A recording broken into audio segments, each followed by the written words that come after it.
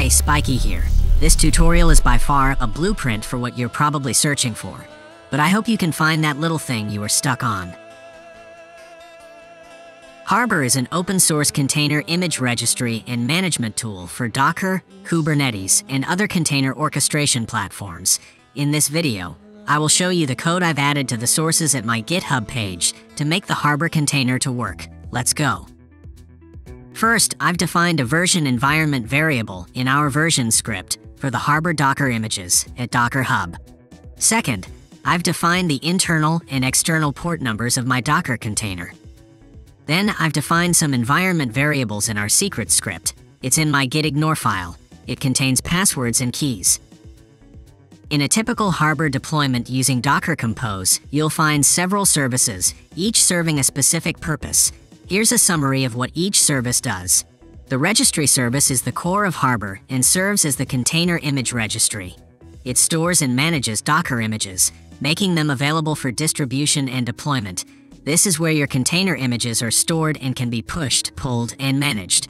Registry.ctl is a service that handles the management and configuration of the Harbor registry. It provides a command line interface and an API for performing administrative tasks such as user management, project configuration, and system settings. The portal service provides a web-based user interface for Harbor. It allows users to interact with Harbor through a graphical interface, making it easier to manage container images, projects, and users. Users can browse, search for images, and perform other administrative tasks through this interface. The job service is responsible for handling asynchronous tasks and background jobs within Harbor. These jobs can include tasks like scanning container images for vulnerabilities, garbage collection, and other maintenance activities that don't need to be performed in real time. The job service ensures these tasks are executed efficiently. These services work together to help you manage and secure your container images effectively. Later, we will push all necessary images to our own self-hosted registry provider. You can simply execute the recreate script to build the containers, but keep in mind that this script also deletes the mounted persistent volume folder on your local computer. Listen very carefully. I will say this only once. Please watch some of my first videos in this chapter if you have no idea what's going on at the moment. Welcome to the club.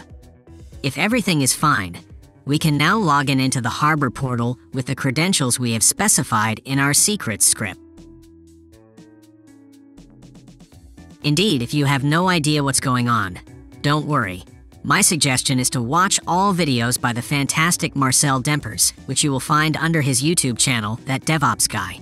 There is Victor and his DevOps Toolkit channel. I really recommend those channels before even attempting to follow me around. Not to forget Les Jackson for really in-depth videos about this topic. And let's not forget Christian Lempa, who is recovering from an almost burnout, but has seen the light again.